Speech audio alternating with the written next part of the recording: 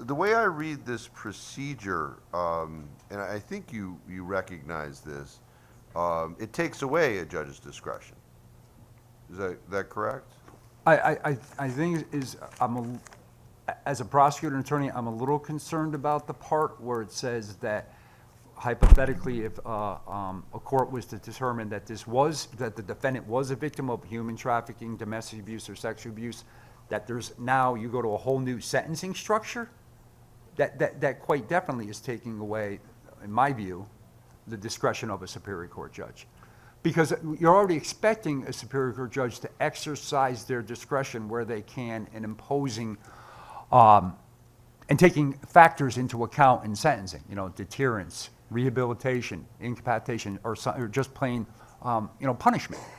But if we step back now and say, well, these particular factors here, if you're found to have one of these factors, that there's a whole other sentencing structure scheme here, that's problematic for me, or that's concerning for me.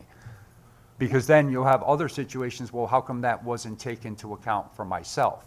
Or how come, and I think that's the great concern that prosecutors would have. In your experience, you've been a prosecutor how many years? It'd be 27 years this July. And from time to time, you run across victims of child abuse. Yes. That also commit heinous crimes. Is that fair to say?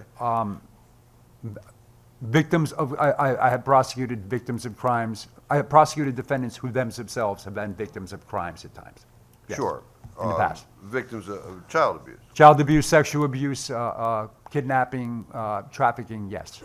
And under this legislation, those victims would not be protected. It's only victims of domestic violence.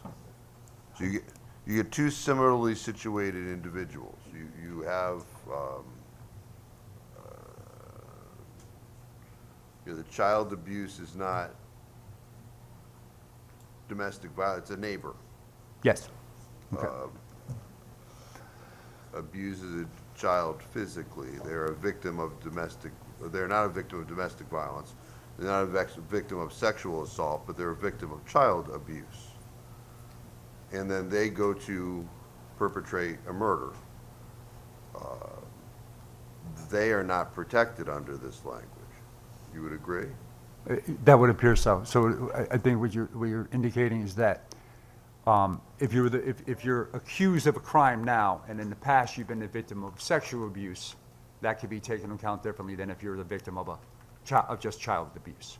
Yes. Which could be one and the same, but could also be entirely separate. But the system as it presently exists, both of those criminal defendants, that information could be taken into consideration by the prosecutor as well as the judge in the course of sentencing.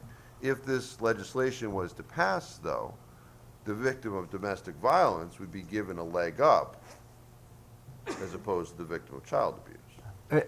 In the sentencing part of it, yes. And as far as our discretion, we would take all of that into account. But as you pointed out, and I think I tried to indicate earlier, in the sentencing, it would have a totally different thing, because you'd have this different structure, which is taking away the discretion of a Superior Court judge, which is why you put them there in the first place. And the victim of child abuse that perpetrated the heinous crime would not be able to avail themselves of this different Sentencing structure, yes. that this legislation would create. Yes. So thank you. Thank you, Mr. Chairman.